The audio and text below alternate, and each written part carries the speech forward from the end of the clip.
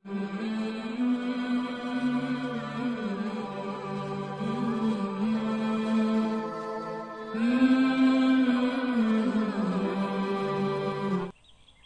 الله الرحمن الرحيم.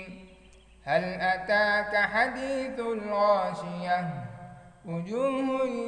يومئذ خاشعة عاملة ناصبة تصلى نارا حامية تسقى من عين آنية ليس لهم طعام إلا من ضريع لا يسمن ولا يغني من جوع وجوه يومئذ ناعمة لسعيها راضية في جنة عالية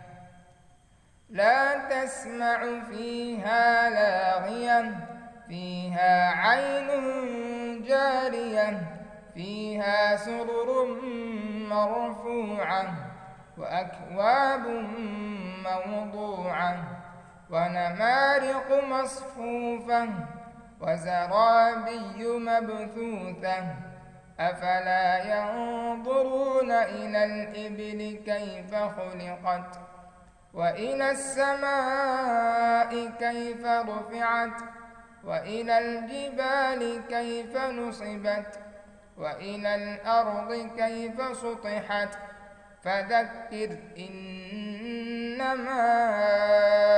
أنت مذكر لست عليهم بمسيطر إلا من تولى وكفر فيعذبه الله العذاب الأكبر إن إلينا إيابهم ثم إن علينا حسابهم